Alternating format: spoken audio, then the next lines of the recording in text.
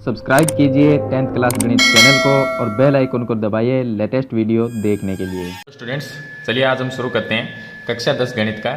उदाहरण नंबर 13 है और चैप्टर नंबर है 3, जिसका नाम है दो चर वाले रैखिक समीकरण युग्म। तो पीछे वाली वीडियो में मैंने आपको उदाहरण नंबर 11 और उदाहरण नंबर 12 को बताया था विलोपन विधि से सरल करना। उदाहरण नंबर 13 को भी हम विलोपन विधि से सरल करेंगे। मैंने बता दिया है कि विलोपन विधि से हम किस तरह से समीकरण को सरल करते हैं। तो वीडियो को आप लाइक कर दीजिए और चैनल को सब्सक्राइब कर लीजिए ताकि आगे भी आपसे कोई वीडियो मिस ना हो। तो चलिए हम शुरू करते हैं उदाहरण नंबर 13।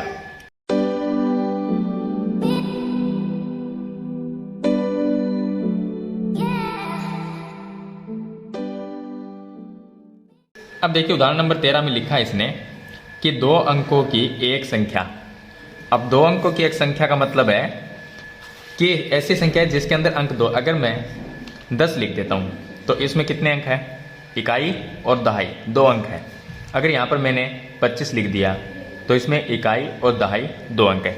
कोई भी दो अंकों की संख्या आप लिख दीजिए, उसमें दो अंक है, इकाई का और दहाई का। तो आपको एक चीज का ध्यान रखना है, जो इकाई का अंक होता है, यानी कि यहां पर मान लीजिए ये 25 है, इकाई का जो अंक है उसको हम 1 से गुणा करते हैं और दहाई के अंक को हम 10 से गुणा करते हैं और फिर दोनों को जोड़ देते हैं। ये आपको ध्यान रखना है। अब आप देख लीजिए, वापस 25 बनाना है तो 5 को 1 से गुणा किया 5 आया, प्लस 10 को 2 से गुणा किया 20 आया। दोनों को आप जोड़ दीजिए तो कितना बन गया? 25। हमारी संख्या क्या थी? 25 थी और ये भी 25 है। तो इकाई को 1 से गुणा करते हैं, दहाई के अंक को 10 से गुणा करते हैं। ये आपको ध्यान रखना है। इसने लिखा है कि दो अंकों की एक संख्या। अब हमें नहीं पता कि वो संख्या कौन सी है एवं उसके अंकों को पलटने पर बनी संख्या का योग 66 है। तो मैं आपको स्टेप बाय स्टेप बताता चलूंगा कि दो अंकों की एक संख्या है जिसमें अंक कितने हैं? 2। तो सबसे पहले मैं ये लिख देता हूं कि जो इसका इकाई का अंक है उसको हम x मान लेते हैं या y मान लीजिए आप। हम लिखेंगे माना इकाई अंक, इकाई अंक, इकाई अंक इसका y है और इसका दहाई अंक इसे हम x मान लेते हैं, क्योंकि हमारी जो संख्या है उसके अंदर कितने अंक है? 2 अंक है।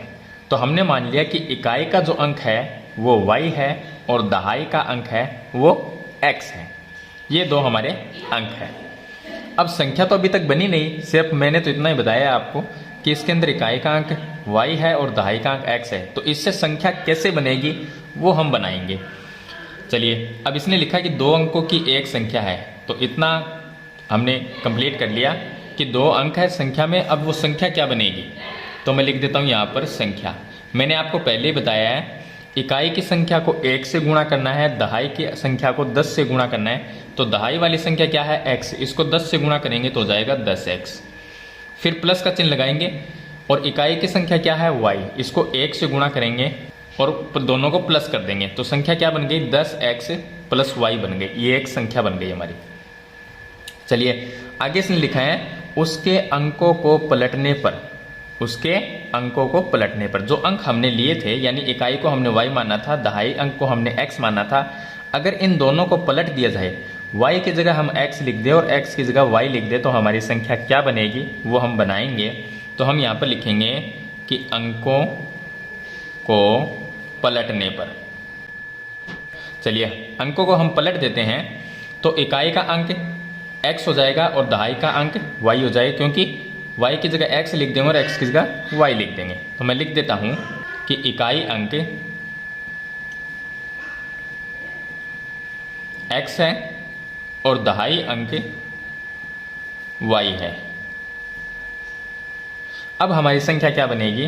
तो चलिए हम संख्या बना देते हैं फिर से। मैंने आपको बताया दहाई वाली संख्या को 10 से गुणा करना है, तो y को 10 से गुणा करेंगे 10y, प्लस इकाई को 1 से गुणा करेंगे तो x को 1 से गुणा किया तो x आया। ये हमारी एक नई संख्या बन गई। अब इसने लिखा है कि दो अंकों की एक संख्या एवं उसके अंकों को पलटने पर बनी संख्या। तो पहले हमने ये संख्या बनाई, दूसरी ये संख्या बनाई, तो बनी संख्या का योग 66 है, यानी इन दोनों संख्या का जो योग क्या है? 66 है। तो प्रश्न के अनुसार हम ये लिख देंगे, दोनों को प्लस कर देंगे और बराबर में 66 लिख देंगे, क्योंकि इसका दोनों का योग कितना है? 66 है। तो मैं लिख देता हूँ प्रश्नानुसार 10x प्लस वाई और प्लस में दूसरी संख्या है हमारी 10y प्लस एक्स। इन दोनों का योग दे रखा है हमें 66। अब इसको सरल कर लेंगे हम आगे। तो यहाँ तक हमने कंप्लीट कर लिया। अब देखिए इसको सरल करेंगे तो 10x और x ये रहा, तो कितने हो गए 11x plus 10y plus y, ये भी 11y बराबर में 66 बन गया। अब 11 का भाग सभी में जाता है, तो मैं अगर इसमें 11 का भाग दे देता हूँ तो क्या रहेगा, यहाँ पर 11 कट जाएगा, ये भी 11 कट जाएगा, तो x रह जाएगा और यहाँ पर y रह जाएगा। 66 में 11 का भाग देंगे तो 6 जाएगा। ये बन गया समीकरण नंबर 1। इसी तरह से हम एक दूसरे समीकरण और बनाएंगे। आगे इसने लिखा है यदि संख्या के अंकों का अंतर 2 है, यानी संख्या में अंक कौन कौन से हैं, दहाई अंक x है, इकाई अंक y है, उनका अंतर 2 है। अंतर का मतलब होता है माइनस करना, तो x माइनस वाई करेंगे, क्योंकि दहाई अंक को पहले लिखते हैं और बाद में y लिखेंगे। तो ये हो गया हमारा संख्या का अंतर कितना है, x माइनस वाई। अंक यही है हमारे, x और y अंक थे, तो ये हो गया दहाई अंक और ये हो गया इकाई का अंक। दोनों का अंतर का मतलब हो गया माइनस का चिन्ह। बराबर में क्या लिखेंगे, 2 लिखेंगे कि इन दोनों का अंतर है वो 2 है। ये बन गई समीकरण नंबर 2। अब समीकरण 1 और 2 से विलोपन विधि से हम सरल कर लेंगे। चलिए इसको यहाँ पर ना लिखें तो मैं इसके नीचे लिख दूंगा। तो ये हो गया x माइनस वाई बराबर 2। ये बन गई हमारी समीकरण नंबर 2। सरल करेंगे तो देखिए चिन्ह चेंज करेंगे, लेकिन यहाँ पर ये माइनस है और ये प्लस, वैसे भी अलग अलग है, लेकिन हम क्या करेंगे चिन्ह चेंज करेंगे। तो ये हो गया माइनस, ये प्लस और ये माइनस, ये कट गया। y प्लस वाई, कितने y हो गए, 2y बराबर 6 माइनस 2 करेंगे तो 4 आ गया। तो y का मान यहाँ से क्या निकलेगा, y बराबर 4/2 बराबर आ गया 2। तो y का मान आ गया हमारे पास में 2। अब y का जो मान है वो हम रख सकते हैं समीकरण 1 या 2, किसी में भी रख सकते हैं। तो मैं लिख देता हूँ कि y का मान रखने पर, आप इस समीकरण 1 में भी रख सकते हैं और समीकरण 2 में भी रख सकते हैं। तो यहाँ पर हम लिखेंगे कि y का मान समीकरण 2 में रखने पर। तो आप किसी भी समीकरण में इसका मान रख सकते हैं, 1 में रखें या 2 में रखें। तो चलिए समीकरण 2 में रखेंगे। समीकरण 2 है x माइनस वाई बराबर 2, x माइनस वाई बराबर 2। ये समीकरण नंबर 2 है। हमें y की जगह 2 लिखना है, तो x माइनस 2 बराबर 2। ये 2 इस साइड में आ जाएगा, तो x बराबर 2 पहले से और ये 2 भी आ जाएगा, तो ये भी प्लस में 2 बन गया। तो x का मान क्या आ गया, 4। ये आ गया हमारे पास में x का मान और ये है y का मान।